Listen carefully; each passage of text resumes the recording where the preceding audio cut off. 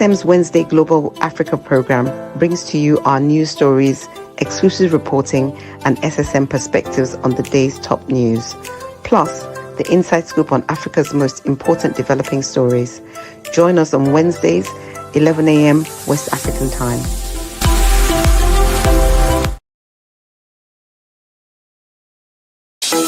In a world where news flies around every minute, you need the ability to relate and connect with what matters and stay up to date. Schengen Story Media News Echoes program is Africans in Diaspora and at Home's leading English news network, one of the most trusted, respected sources for news updates on current affairs as they affect global Africa.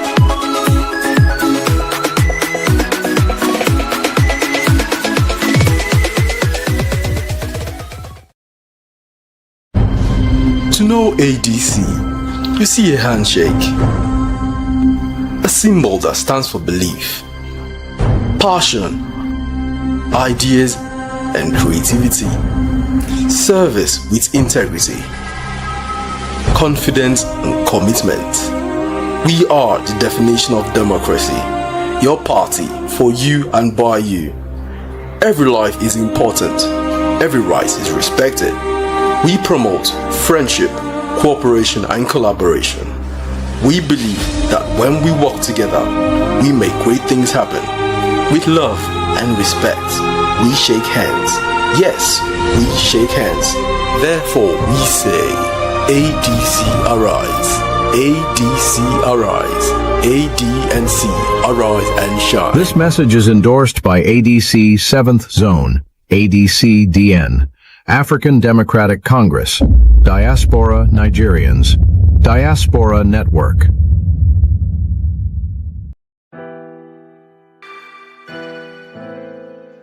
Schengen Story magazine is an African international bi-monthly magazine based in Milan, Italy, and founded in 2016. The publication focuses on personalities, fashion, style, entrepreneurship, and culture for Africans. Though articles on food, movies, fitness, music, travel, sports, technology, and books are also featured. Our lives full of best stories. A lot can happen in a month. Expand your mind, change your world. Get Schengen Story magazine's full editions. Celebrating Africans make an impact. Read better, the inside story. Your fashion magazine for a better lifestyle. Inspiring stories for you. Your monthly dose of entertainment, a better mind, keeping you updated. Hashtag Schengen Story Magazine. Get Schengen Story Magazine full editions. Nigeria, we hail thee, our own dear native land. Though tribe and tongue may differ, in brotherhood we stand. Nigerian soul are proud to serve our sovereign motherland.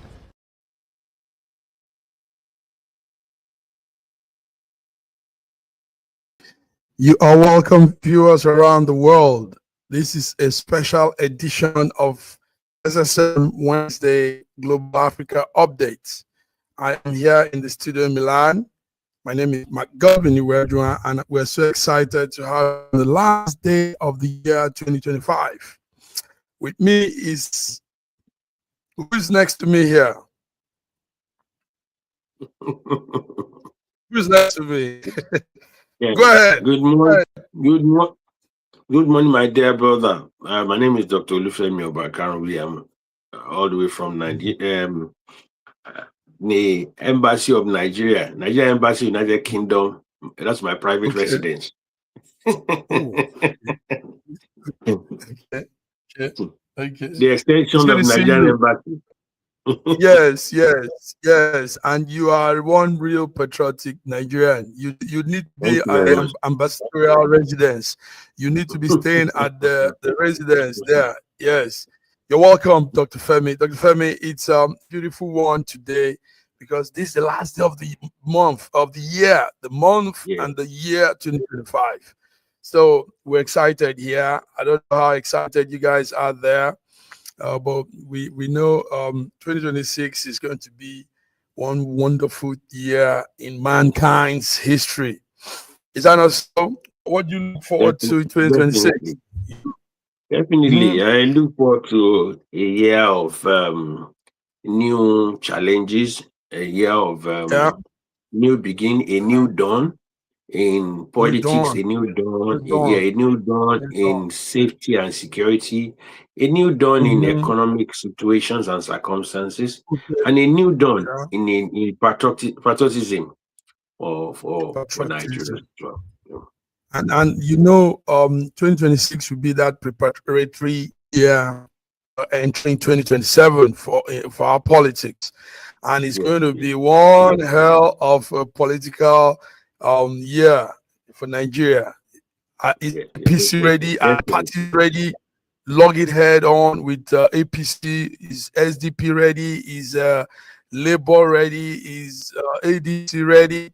We know ADC is very ready, Dr. Femi, and there's somebody here that's joining us now that's going to tell us more about ADC. I think Femi is trying to switch out to African Democratic Party.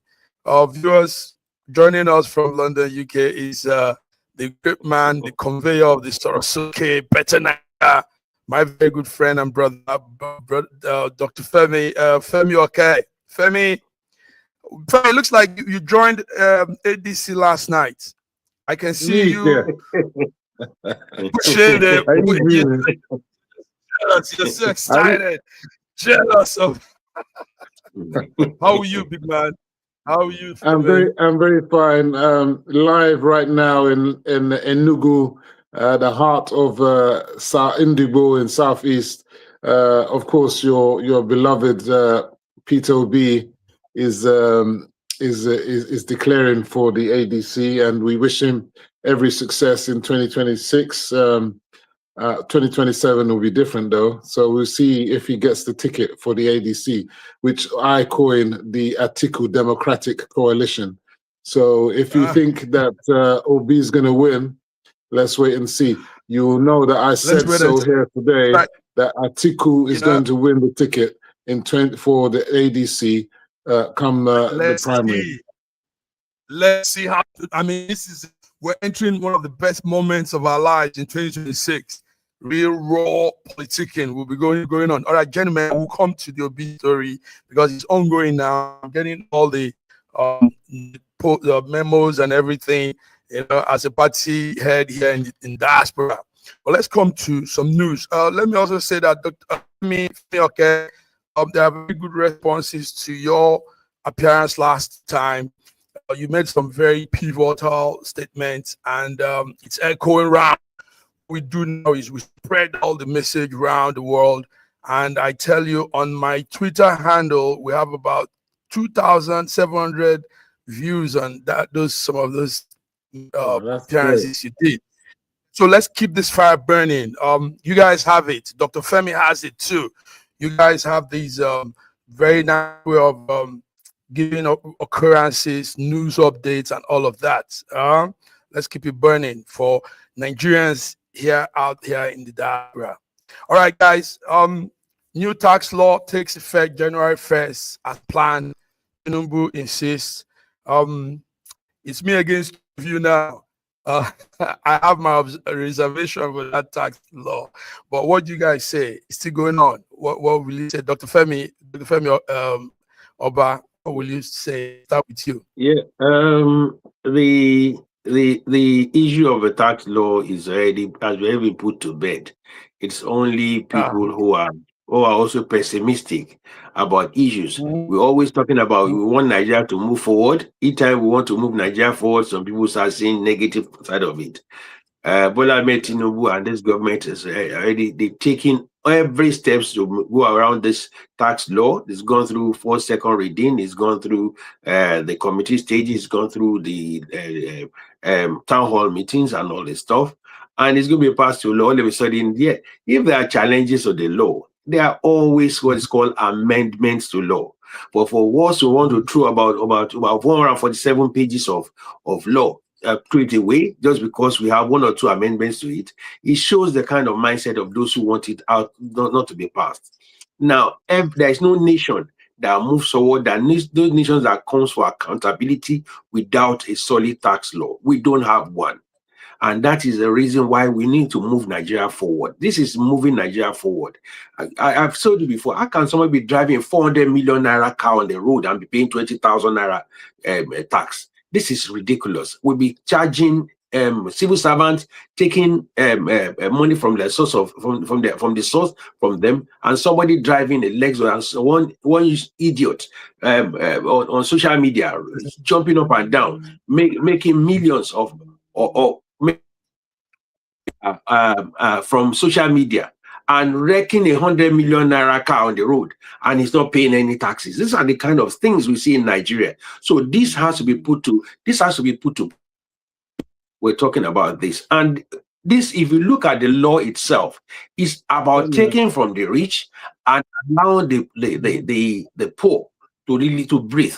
And in manner says, let the poor breathe. And this is what it's all about. Let the poor breathe.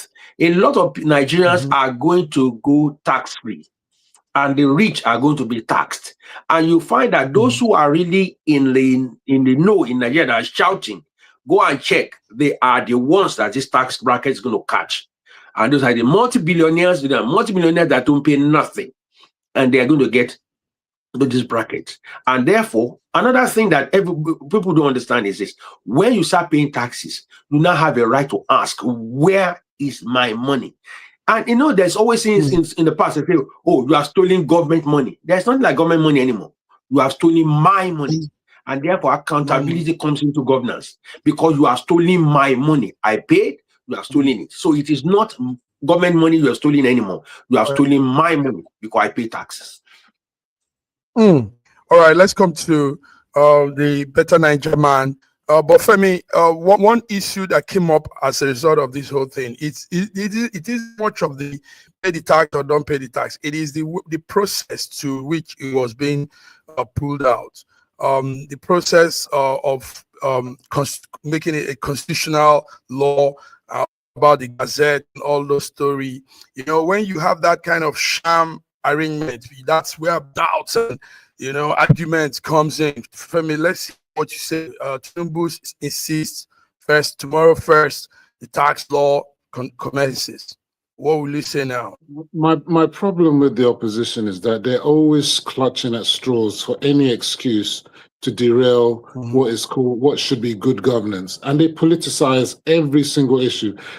Everyone knows that tax in Nigeria is a fundamental foundation for the building of a great economy. Now, our tax laws have been archaic and for decades.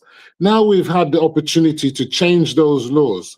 It's taken a Herculean task. The man, I think his name is Oyedele, he's done a fantastic, the guy leading the whole thing, done a fantastic job. Everybody, cheered him on and said he done a great job. You know, this thing went through public hearings. It went through the House of Reps. It went through the Senate. You know, even went to the governors' forums. It went around the whole country before it was finally signed into law by President Bola Ahmed Tinubu. Now, if there are slight glitches in what was the gazetted item and the actual law itself that was passed by the House of Assemblies, it is for the House of Assembly, the National Assembly, to look into that and make amends any slight glitches. But that wouldn't be that we should jettison the whole thing. And this is the thing. So when you've got anytime there's a deadline for anything, is it to do your NIN? Is it to get your PVCs? Is it to get your driver license? Whatever it is, Nigerians like to delay and procrastinate and keep pushing things on. It doesn't serve the nation any good. Let's execute the law, as is the case in any other country. And what we need to start doing now is have a situation that once the law is passed, it gets executed and we move on. Any slight amendments that there might have to be, that could be done through executive power or through slight a rapid amendment if necessary. You know, it shouldn't be something that we need to hold the law on. And what I also want to say finally is that we know what President Bola Ahmed Tinubu did to Lagos in terms of transforming the revenues of Lagos State to make it the behemoth that it is today. It's one of the largest economies in Nigeria. Not in Nigeria, in Africa. Okay, so he's trying to also step up Nigeria again, and you guys in opposition are just trying to derail it. And at the end of the day, when it comes to fruition, it's going to benefit the next government, whoever is the leader, whether it's Peter Obi, whether it's Tinubu again, or whoever. So there's no point trying to derail, because I noticed that a lot of opposition delight in negativity, mindless of the fact that they're going to take over if they win. So if you take over from a messed up situation, you're only hurting yourself. So better push on with what is good for the government and good for Nigeria than trying to derail anything, whether it's good or bad, just because it's from APC, just because it's from President Bola Ahmed Tinubu. This is not good. This is not good opposition. We need to change the way we do things in Nigeria. You guys came strong on this one. So yeah, viewers, we have quite some number of viewers here. The president acknowledged all the ongoing public discourse over that alleged issue on the tax law, but he insists that it must run. He added that trust in governance is built through consistency. These are his words: consistency, well-considered decisions rather than premature and reactive measures. So with those words, he said, those of us that have that ears, we can understand that it means this, and it means well for Nigeria. So let's see how it plays out, guys. You've all both said your parts, but like I said, it's also good when bringing out policies that affect the country, we bring it out in a very transparent way, you know, in a way that does not bring all the, because this whole argument, this whole allegations and stuff, because of that process, how it was being pulled out. But let's go on, guys. Let's go on to the other story. We've been going on with the Malami. We all know who Malami is, the ex-Attorney General of the Federation. Guys, I don't know if you've been following what's been happening. Yesterday, he was in court, and they ordered him and two other people. They reminded them over the alleged that money is humongous. That's a lot of money there. It's too much money. $1 billion naira money laundering accusation on Malami, the former Attorney General of the Federation. Guys, what do you have on this? Dr. Olufemi, Malami is facing. Yeah. So go ahead while the video plays.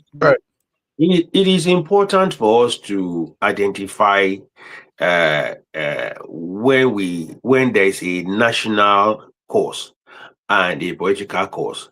This is a national cause. It has nothing to do with politics. These are the money that was stolen by Abacha. These are the money that was supposed to be repatriated to Nigeria. And this is a man cornering the money and stealing it. And if, for example, if this man had not served under an APC government, and this man is being prosecuted, they'll say, oh, because he's an opposition, or because he's gone to ADC. For goodness sake, this is Nigeria's money. I don't care. It might even be the next general overseer of the team. I don't care. It's stealing Nigerian money. What is being done is to get our money back from him. And look at the kind of money we're talking about here. These are the kind of money that can transform, like even for the Kano state he came from. Look at the level of poverty in that state. Everybody shouting, oh, there's poverty in Nigeria, there's poverty in Nigeria. There's poverty in the states. And look at the man wanting to be the governor of the state, stealing the level of money that he has stolen. So it is not, I'm not in the fact that he's been remanded in prison is a good thing. Let him go on. When they say Happy New Year, you should say it through the bars of Kuje prison. So I don't care. This thing has to be done. Even the fact that he's wearing agbada should be taken off him from there. These are the kind of things that we should all be condemning. Yeah. And if we say we are fighting corruption, corruption has no culture, no tribe, no tongue or whatever. This man has been accused. Let him have his day in court. This man has been accused. Let him have his day in court. I want to say the video is going on courtesy of the Arise network in Nigeria. Thank you, Arise, for bringing that video clip available to the public.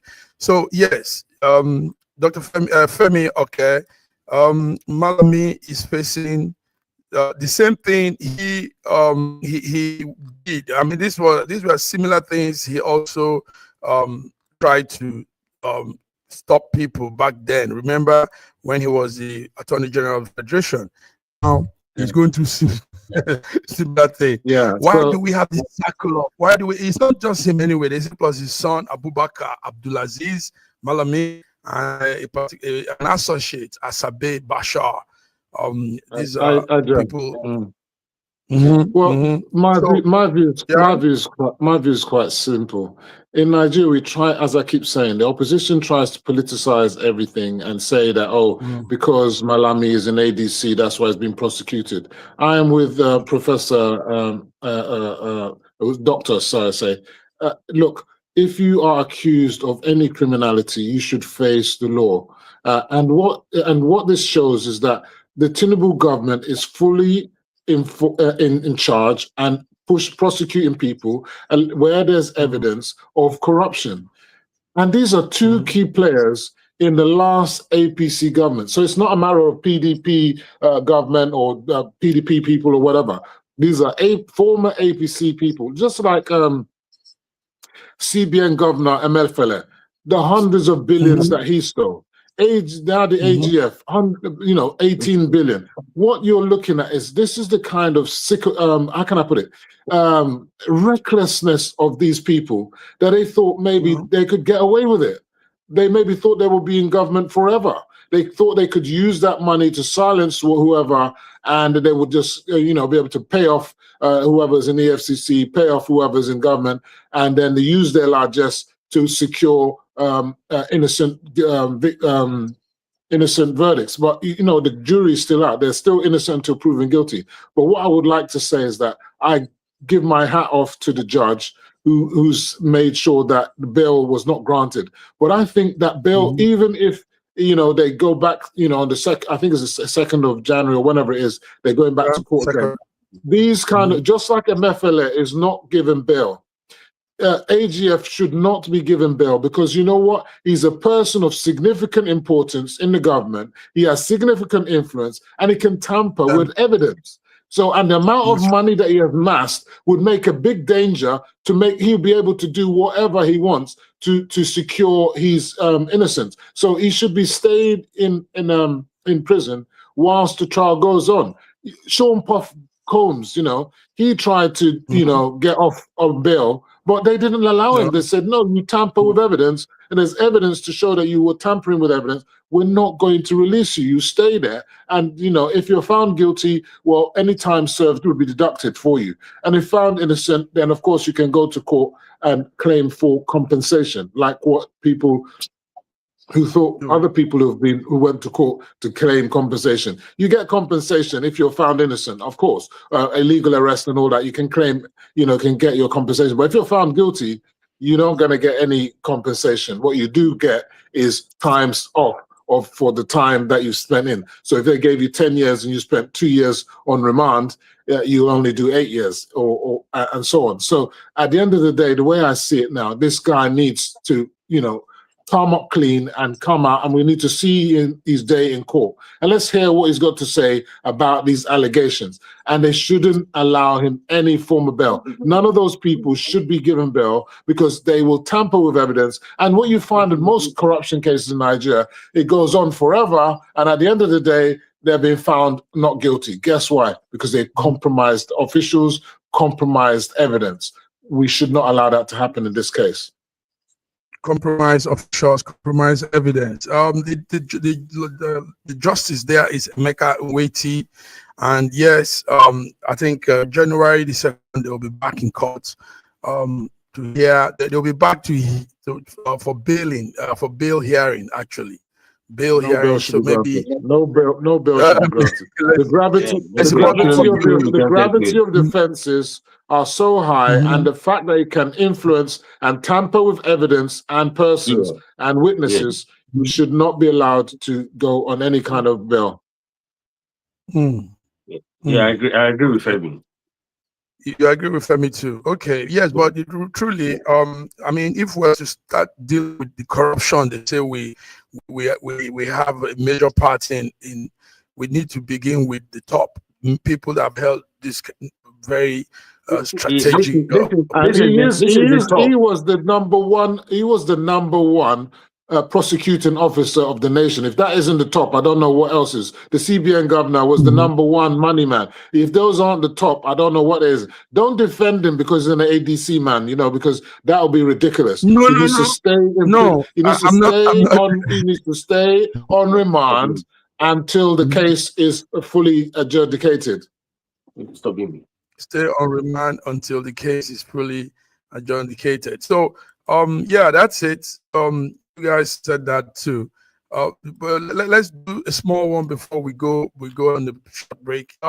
There's this story that came up during the week that airline, Peace Airline, Air Peace, abandoned passengers in Barbados, and it was real round, like you guys will say, we are good at damaging our own thing, run down our own enterprise and all of that. So, but Air Peace boss came out yesterday to put a rest to the story.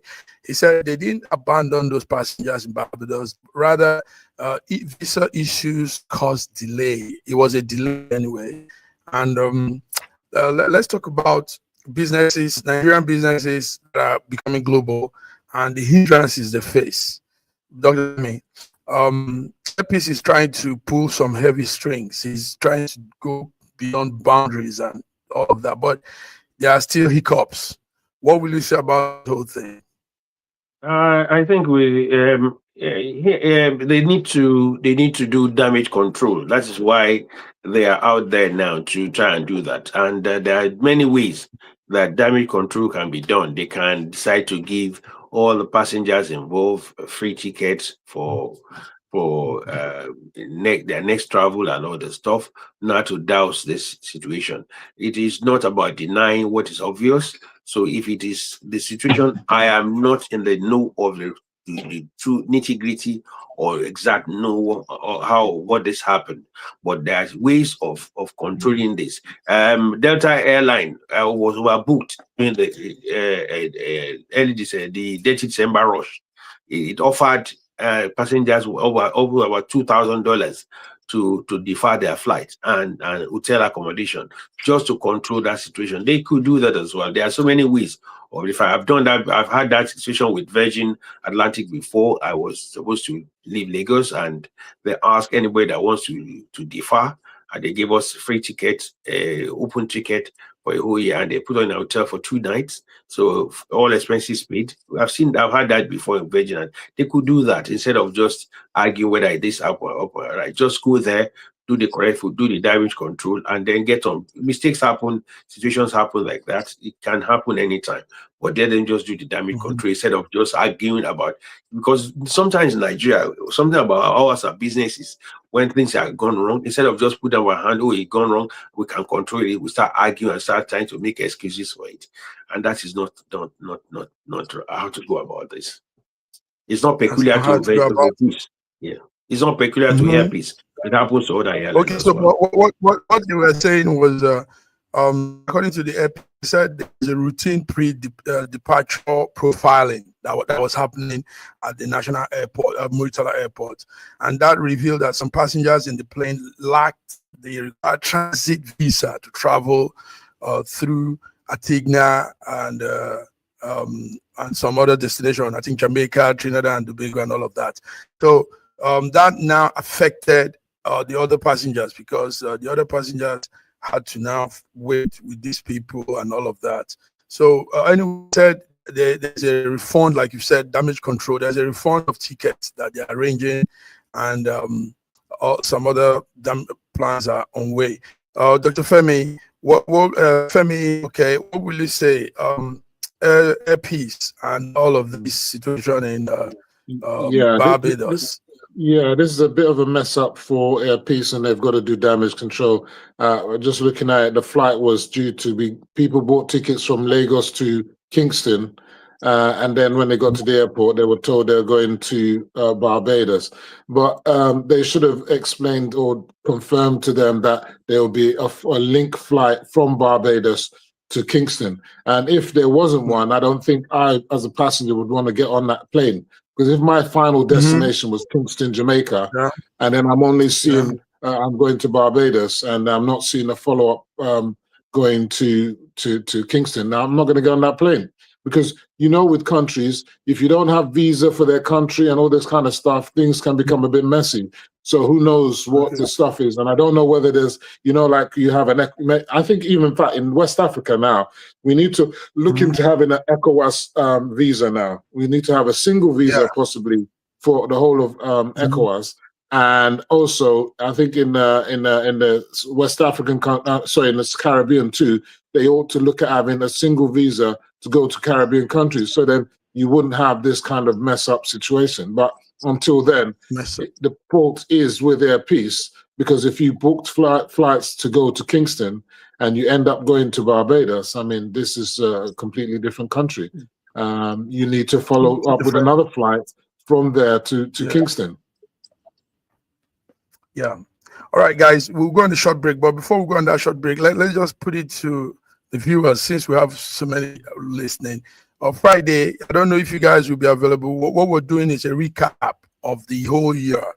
We're bringing back some stories, a flashback of all that happened, major stories. So if you guys will be here Friday, it'll be so nice. But let's take a small break. We'll be back. Get a glass of water, have some coffee. I see you guys yawning. I know it's still morning. So go get some coffee. We're still on holidays. And you're still on holiday.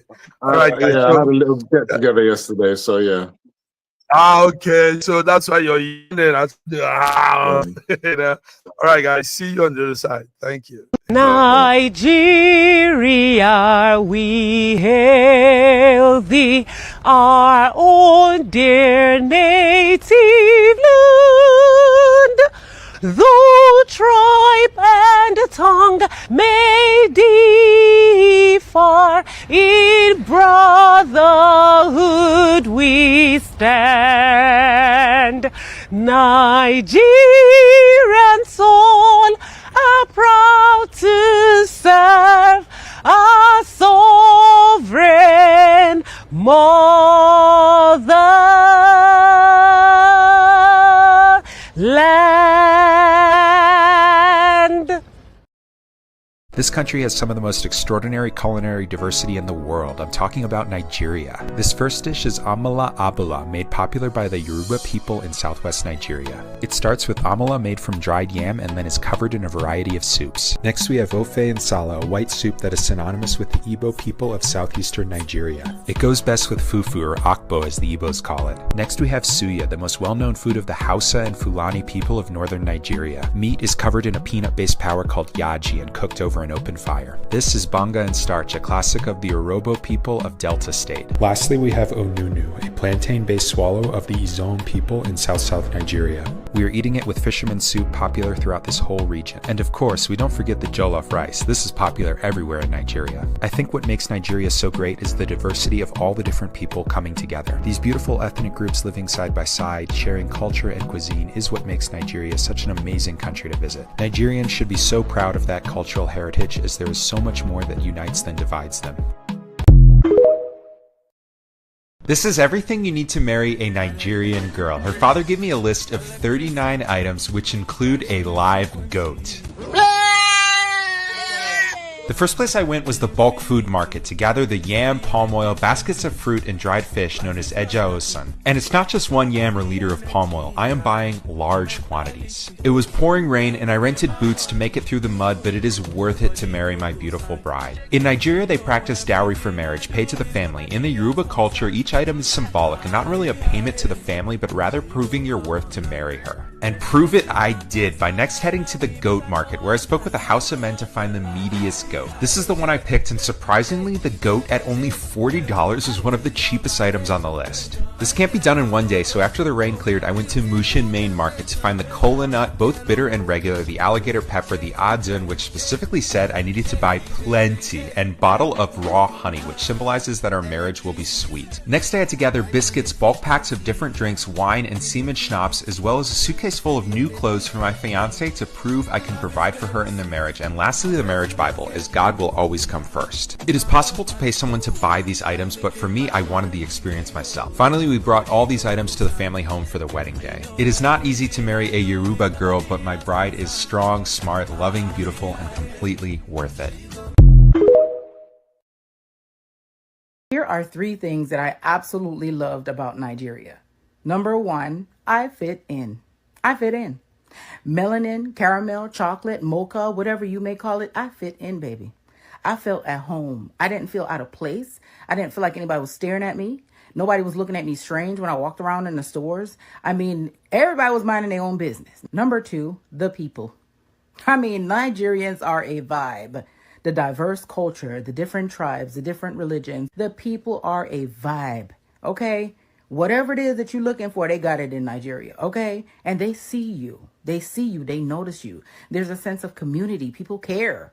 Yes. And of course, you might be woken up at 2 a.m. because there's church going on the loudspeaker, but hey, nothing wrong with a little godliness, okay? Relax.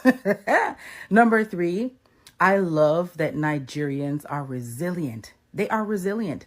Very ambitious and resilient people. They don't depend on the government for anything. They will figure out how they can take care of themselves. They see their systems. They know it's messed up. And guess what? They still thrive and they still figure out a way to make it work. So shout out to all my Nigerians. You are nothing but queens and kings in my eyes. If you're an LDR couple and you're not yet following us, what are you waiting for? Santa's got a twinkle in his eye. Reindeer zooming through the frosty sky. Gifts are piling up so high. Oh, spin the wheel, it's Christmas cheer. Jingle jackpot drawing near. Buy a gift and make it bright. You're lucky, star shines tonight. Woo! Candy canes and tinsel glow. Christmas trees in a sparkling row. The magic's here, we all know.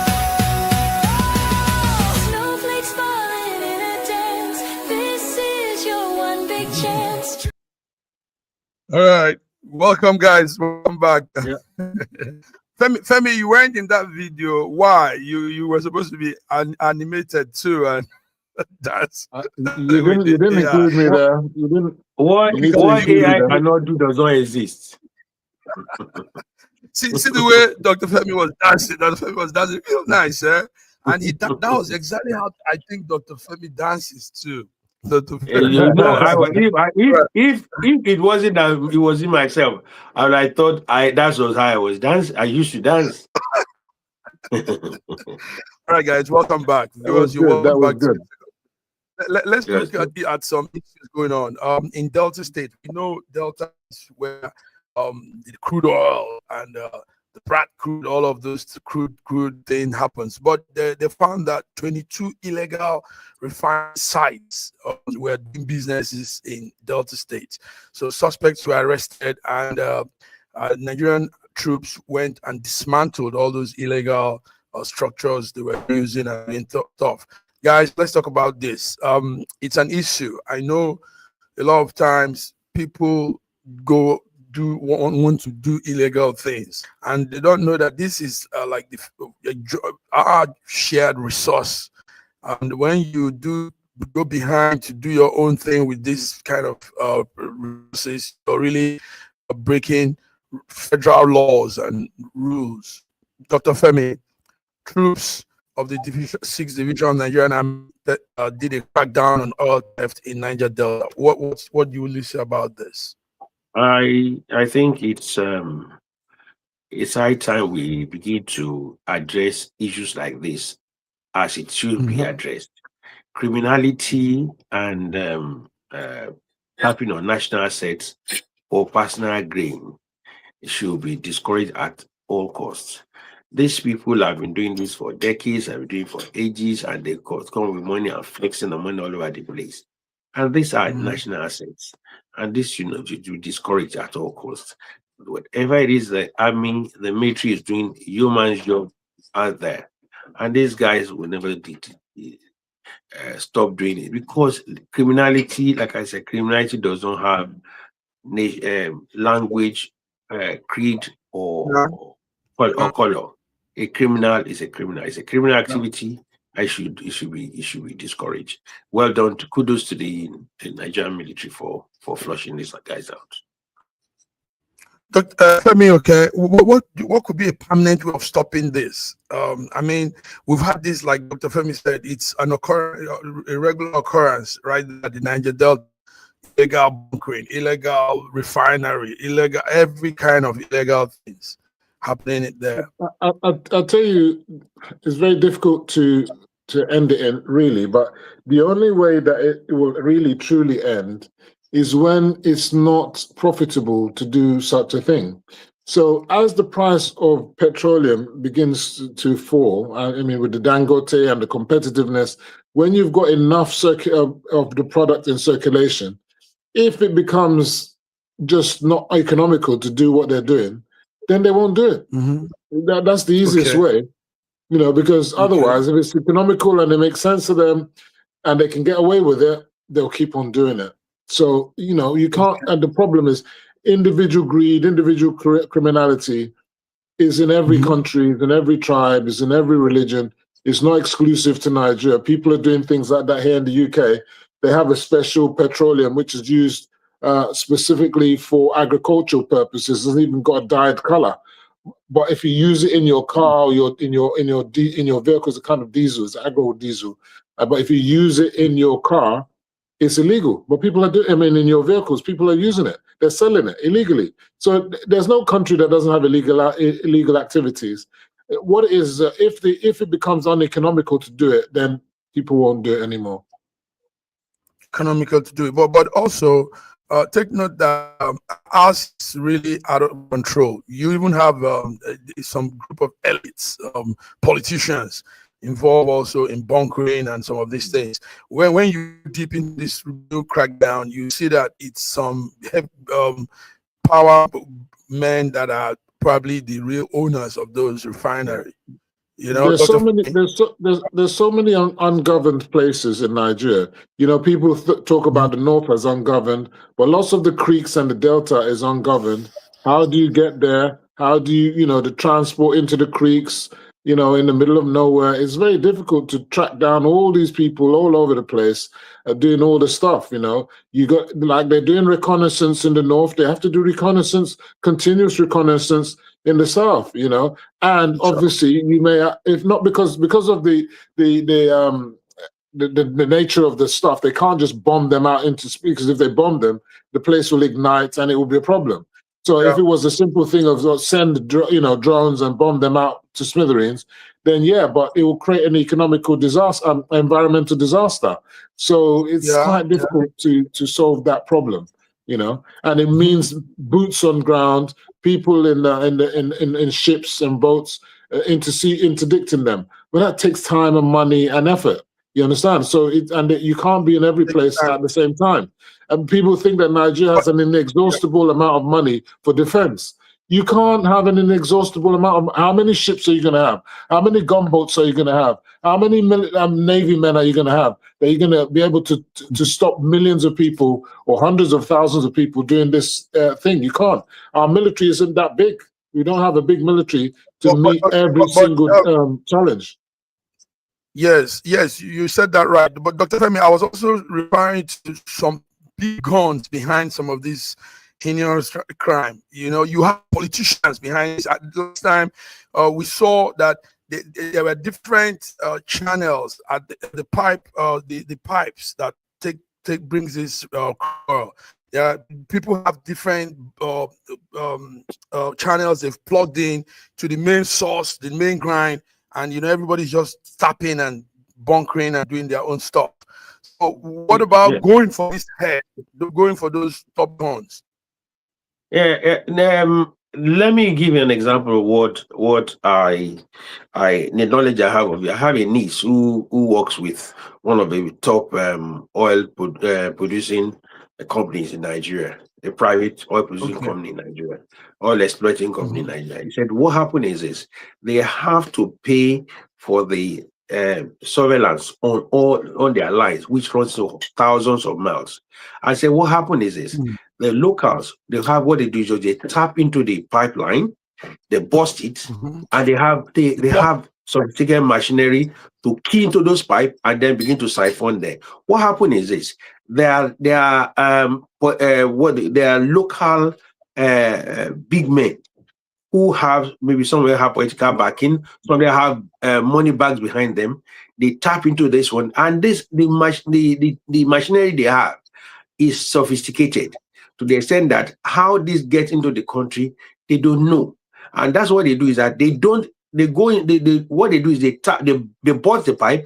Within hours, they plugged in their pipe into it and they siphon it. So they will have prepared where the oil will be going into before they do it. So for them to have that, they will have land, they will have machinery, they will have manpower to do this. So it is not a cheap process, like you said. It's not a cheap process. There are some there's some money bags within that region who are behind this. Yes. And some of them have political powers, some of them have political backing, and so they see most of the time they cannot be touched. So the boys are the ones that are arrested. And some of them even don't even know who they're working for. That's the key. They don't even know who they're working for. Very good one. So you guys now agree that, like Femi said earlier, very good word. If we could be doing this to the north, to control terrorists from the north, we should also focus on this side of Nigeria, because this is also a national property. Yeah. This is a national thing. You know that the amount of bunkering and all that kind of stuff has reduced in any case, and this capturing is actually an example of the Navy doing their job. So a lot of it is actually being stopped, and it's a good thing. The amount of petroleum that we're producing has increased dramatically over the past 2 years, and over the last year, should I say. So we're actually improving. But we shouldn't rest on our laurels, and we should continue to get these people. And if people have information, they should whistleblow and expose whoever it is. You know, whoever these people are, the big men or whatever, they should be exposed. So, and that can't be exposed from the outside. It has to be exposed from the inside. So someone from the inside, you know, but then of course they're risking their lives. You know, they have to be protected to give up whoever it is. And if we find out whoever these big men are, they should be prosecuted to the fullest extent of the law, even life sentence, if not death sentences, for those who are engaged in the kind of activity, which doesn't just affect the economy, it also damages the environment. That's the worst part of it. Yeah, that's a good one. Damages. So viewers, we're talking about the federal troop dismantling 2 illegal refineries, arresting suspects, and recovering liters of stolen petroleum products. We heard in Bayelsa State, they deactivated an illegal refinery site in a place called Siebu Creek within the southern Niger local government. And in Okrika, one side, we heard there were also there were some illegal things going on, and the militaries really came hard on them. So we want to see more. The guys, the men here, my great friends here, have all agreed that we need to do more to stop that whole thing. We need to do more so we can have control over our own resources. Yes, this is the side Femo wants to hear now. Peter Obi finally joins ADC. Femo, yeah, I had to let us come to this point. You know, I didn't want us to say it back then because it's ongoing then, but now he signed his card, he's taking his paper, and now Peter Obi, the former Labour Party presidential candidate, is now officially an ADC member. So now it's about who takes the ticket when come down to the convention in February. Who takes the ticket is who now runs as the flag bearer. Gentlemen, Peter Obi is now an ADC-fied. That's what we call it, ADC-fied member. What do you guys say? For me, it looks like he's Johnny come lately, because everybody else has already put their hats. Yeah, he's Johnny come lately. He's come last minute now. Well, good luck to him. But at the end of the day, it just shows that this is a person who couldn't get together his Labour Party, couldn't organize that properly. He's escaped from Labour Party now because he knew that that's a dead rubber. He couldn't organize that one. He now is into ADC with other people who he's going to be battling with. It's going to be a battle to the finish. I mean, no. There's let me help you out. Do you guys know that Labour ADC was Peter Obi's first choice before joining Labour? What happened that time was there was another man. I don't know if you know Kingsley Moghalu. We had Kingsley Moghalu. We had him, and they were both deliberating where to go. So they both took sides and said, "Okay, you go this side, I'll be on this side." But Peter Obi was supposed to. So what you're seeing today is what would have happened 3-4 years ago. He was meant to be an ADC. He did not happen. The point is, for me, for Peter Obi, lacking that stability is going to be part of his problem. So from ABGA to PDP to Labour to ADC. So, it doesn't have backbone. And that obedient movement, I'm not sure they're going to be wanting to go into the camp with Atiku and Amechi and what's his name, El Rufai and a lot. We'll wait and see. We'll wait and see. Let's wait and see who gets the ticket. I still strongly believe that Atiku is going to be the candidate for the ADC. This is a northern agenda. They want power, and they will do everything possible to get that power. That's what ADC is about. You'll wait and see. You'll see it yourself. You'll be a repeat of what happened in PDP, and by then, Obi would not be able to pull out and go on to another. If he contests and loses, that's it. He can't.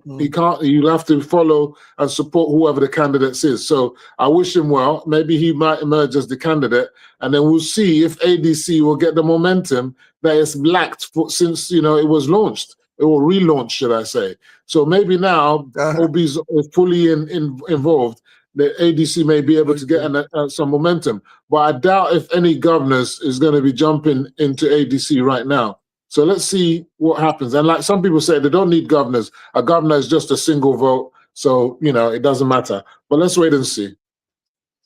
Let's wait and see. Dr. Femi, you were shaking your heads there. Why doing that? If I were to advise Mr. Peter Gregory Obi, I've asked him, for now, just take a chill pill and stay out of 2027 politics.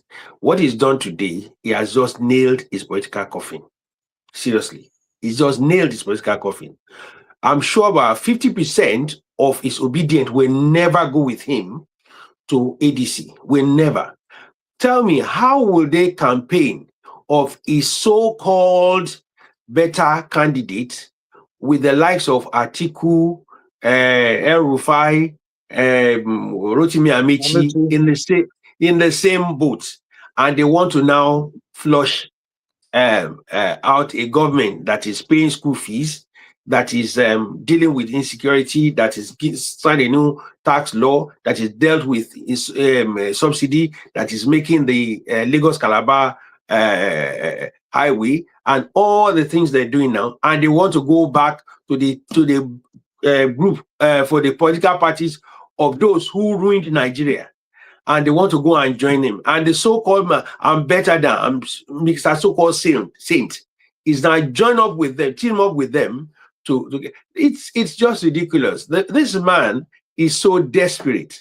Now, this is a man that cannot, like Femi said, that cannot organize his party.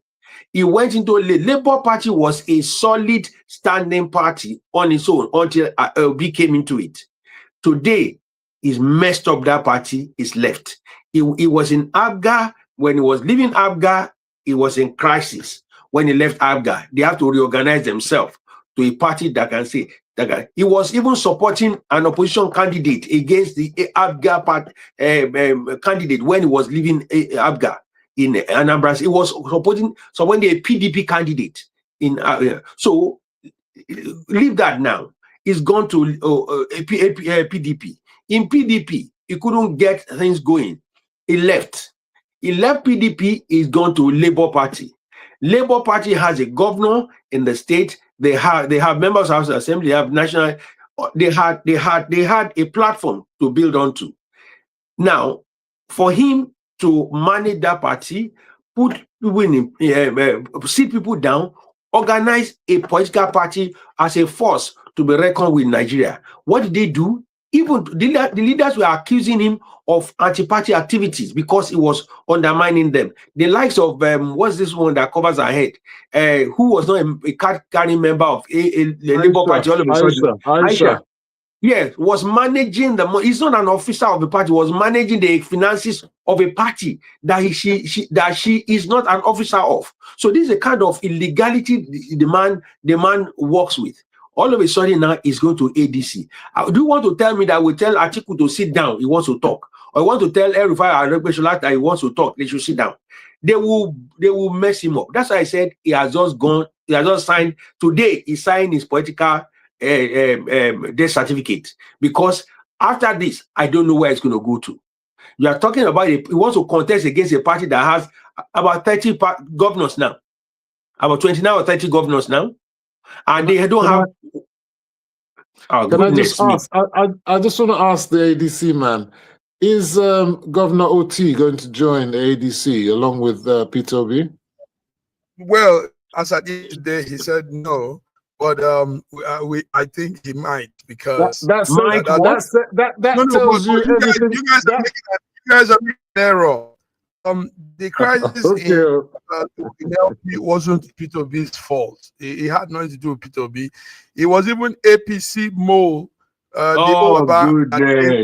Truncated LP. You guys went and arranged that Baba and came and scattered their LP. LP now has become. I'm just asking because Peter, what's going to happen with Governor OT now? Because Governor OT, I remember him saying that he became governor on his own standing, not regardless of Peter Obi.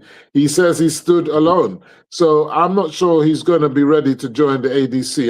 In fact, I can be certain he won't join ADC. So he's going to be on his own. He may stay with Labour Party. He said he's still not joining. We're not looking for who to join. We have enough already. I mean, it's a full house now. But, one thing you guys, like I said earlier, when Peter Obi left the Abga, the choice was to ADC, but it didn't work out there. So it's a dream fulfilled today that he had to do. You know, joining party let's clap for him. Let's celebrate it. Let's celebrate. That's great. It's great news. Well done. Well done. That's going to be the headlines for 2026 new. At least we have an opposition party. We are not a one-party state now, are we? Yeah, so let's bring it up. You sure? Nobody will match. All right, guys. It's beautiful talking with you guys here. But let's look at something outside. We never mentioned AJ, you know. Yes, we're coming to that. But I want us to just one international update. There is heavy protest going now in Iran. Iran is protesting because the currency hit very, very low. Their currency went down. So protesters are scattering everywhere. Students have joined. The protest began on Sunday. Gentlemen, we see all of this kind of thing happening. I know when it happens in Nigeria, we'll say it's happening, but it's everywhere now. Now, Iran is going through its own now. And they are also asking that the central bank governor resigns. The question here is, sometimes when policies are put out, the masses are not carried along. This is what happens. You have an explosion of people because they are not informed. They don't know what's happening. All of a sudden, the money is going down, the economy is biting. So people respond. That's what I think. What do you think, Femi? Well, you've got falling oil prices right now. That's going to affect Iran. You've got sanctions from America against Iran. So all these sanctions and stuff is biting the countries, just like what's happened in Venezuela, what happened in Cuba. But you see, these governments, I think they are senseless, and they don't have feelings for the people, and they need to find a way to get Iran back into the Committee of Nations. And so I don't know how that's going to happen when the government of America is completely against anything Iranian. So I don't know what kind of democracy is going to be suitable for the West, because there's no way Iran is going to have the Western style of democracy. It's not going to happen. So I don't know how they're going to be able to change their ways. All this protesting is not going to amount to anything. They're not going to be a change of government. And in the end, they'll destroy billions of properties. And in the end, there'll be a lot of repression and reprisal, and we've seen it before. And the country will have to pick up the pieces from where it messed up. So Iran is very difficult. I don't know how they're going to unravel themselves until the governance tries to be more open to the people, less restrictive. They're very oppressive, if you like. I think they need to give the people more freedom of, and then maybe, if the sanctions can find a way to get the sanctions off, that's the main thing. They need to get that sanctions off. Dr. Femi, this is a hard one for the Supreme Leader, Ayatollah Ali Khamenei. Students, yesterday we had students shouting, death to him, death to the dictator, death to the dictator, you know, and we know they are referring to him because he holds the ultimate power in Iran. What will you say of this situation? Some people will be happy this is happening too. Some people will be happy it's happening. Now, let me say something very important. When we talk about democracy and the kind of governance that is oppressive and does not want to hear the voice of the masses, you find situations like that. The economic sanctions over the years the effect is now coming in a massive way. They've been able to cushion it with the oil resources from oil, but because of a fall on the price of oil, they can't sustain that as much as they can. In this, the forceful change by the government and the young people, the young generations of Iranians, is obvious. To the extent that they know what is happening around. You know, social media and the internet has made the world a global village. Everybody can see that we can live better than we are now. Yeah, so that's why the situation we find ourselves, and the Iranians find themselves. This may force but also it can also be a backlash. The Iranian government is not, the Iranian leadership is not the kind of leadership you toil with. They can't be so lethal in this. But I think the Bangladeshi experience will not make them go all the way with force. They will try and see what they can do about that. But it is actually high time that they need to change their mode of governance and how to relate with their people. I agree. Dictatorial government leadership doesn't help at all. Mostly at this time when a lot of young people express themselves, you know, they want to have their way. They want things to be done how they want it. All right, guys. Let's crop up with this. Dr. Femi, okay, what's the new update on AJ, our brother, friend, and world champion that got himself in this very, very sad, unfortunate situation? So what's the update? What's the new thing? Yeah, I mean, what's the latest? I'm not sure what the latest is, but I think I believe he might still be in Nigeria and recovering from his injuries, you know. But it's a sad one because at the end of the day, that accident was not an accident that needed to happen. You know, someone was overtaken on the inside lane in the lay-by, which is a lay-by. And the truck, the trailer that was parked there was legally parked there and stopped for whatever reason. Maybe it was broken down or whatever, and it stopped on the lay-by. it looked like the car was overtaken from the wrong side and at great speed, so that by the time they saw that the truck was there, it was too late. So we have to, we pray for the lives of those who are departed, and we pray for the families. But I just don't understand why in social media, I don't know whether any other country is like Nigeria, that in any travesty or any tragedy, we look to condemn our country at every opportunity. I've seen some stuff on social media, I'm like, what are they on about? They're blaming the police, blaming the ambulance service, blaming whatever. There was nothing wrong with the road. The road has recently been done. The Lagos-Ibadan Expressway is one of the best roads in Nigeria right now. So it's not a factor of the road, okay? The police were there within minutes. The ambulance were there within minutes. People there on site rescued them from the scene. Some people saying, oh, they were not like, look at the way they dragged them out. Should they have left them in the car and waited for the ambulance? Who knows what the state of the people would have been then? Obviously, the people taking them out are not professionals, but they did their best. And at the end of the day, we hope that there was no extra injuries that took place. Imagine the car was going to explode. The car could have possibly exploded. It was full of petroleum. Anything could have happened. They could have exploded. So the kind of things I see on social media is completely crass. And you know what it's all about? It's politicizing tragedy and despair for political gain. And I think we should stop doing that. You want to win an election, but don't use every tragedy as a point-scoring measure to try and pursue a nefarious political agenda that you think that's going to help you win the election. It's not going to. That will not win an election. Let's focus on building. What I liked about your interlude now is that everything on there was positive. It was about, it was a Oyibo man getting married to a Nigerian. It was about the good things that are in Nigeria, Nigerian food and so on and so forth.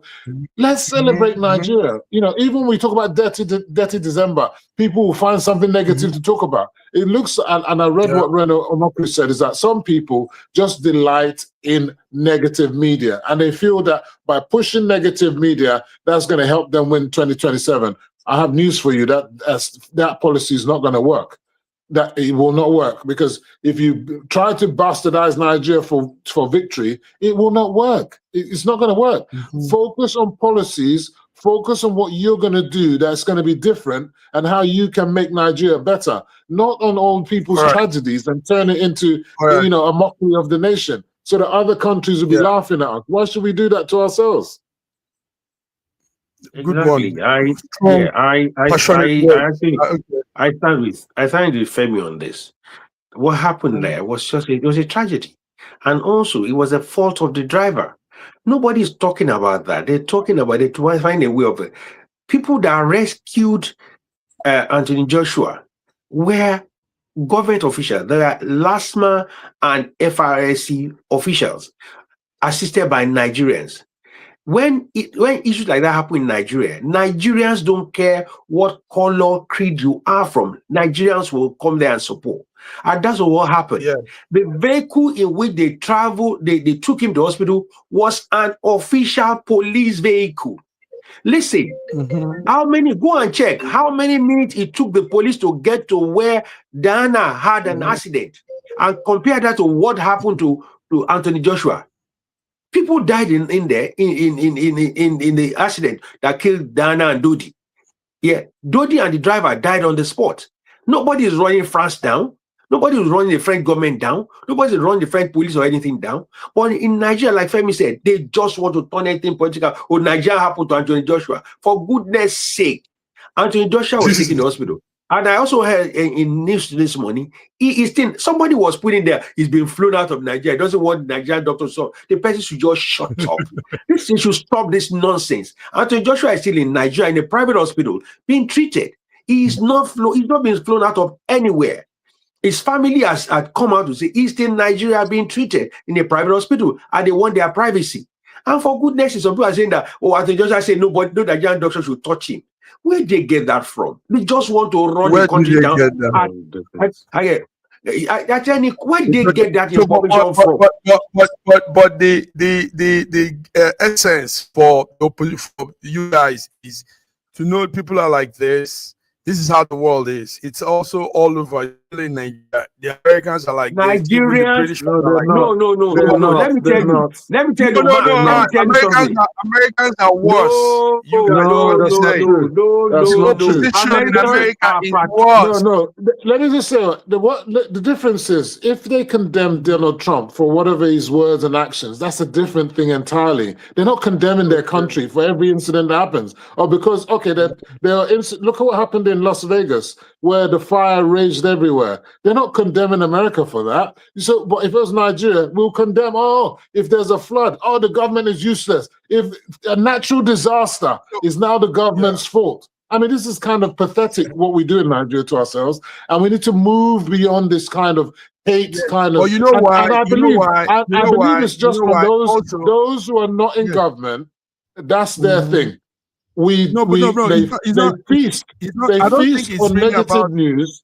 Yeah, that's true. That's true. But also, it's because people have not really seen the gain of governance in Nigeria. I mean, 60 years of democracy, we've not seen much. So every little thing they will complain, and you won't blame them. I mean, that analysis. America, the people see there's the American dream, and people really realize those dreams. They experience That's not true at all. That's not true at all. Nobody experiences anything. That's not true. Look, I always say to people, and I find that the most vociferous people in this category are people that have jackpot like you. That have left the country, and then you lob stones from abroad. You're throwing your stone from abroad. Nigeria's a shithole. Nigeria's a shithole from abroad. Meanwhile, Nigerians are living in Nigeria, and Nigerians are living in Nigeria and making a success of themselves and doing fantastically well. But we don't want to celebrate that. We want to celebrate bad news. The day that you start focusing on good news about Nigeria, you'll realize that actually good things are happening in Nigeria. There was a post the other day where someone posted that you can go from the Nnamdi Azikiwe airport to the center of Abuja, the CBD, and it's free. It's by a metro, and it's free. But you don't hear about that on your social media. You'll be talking about one pothole here, one pothole there, or they cut light here. Or they don't talk about the good, positive things. Let's spend time in 2023. That's what you guys will do. No. It's not for me. If you are a patriotic Nigerian, it's got nothing to do with politics now. You're a patriotic Nigerian. Start standing up for Nigeria and start saying good things for Nigeria. Not only when we win a football match, but whenever there's anything to do with Nigeria, start pushing that. That's the narrative that we need to do, regardless of who's in government. It could be Peter Obi. Imagine Peter Obi's in government, and then people are all just condemning the government, condemning Nigeria, I won't do that. I will never do that, whoever is the president. I never did that when Jonathan was there. I never did that when Jonathan was there. And I never did that when Obasanjo was there. And I won't do that when whoever comes in next. We're going to play this clip some years to come to your face when you go against what you said. Anyway, Dr. Femi, is there anything you want to add to what we've been saying? Is there anything you want to I just want to start with Femi okay on this one. It's high time we need to stop this. I tell you, I was discussing with some colleagues in my university, and most of them are Ghanaians and Zimbabwean. They said they've never seen a kind of toxics from any country like we do Nigerians. We Nigerians run ourselves down, while some of them look up to us. And the things that are on social media is so terrible, and they begin to see.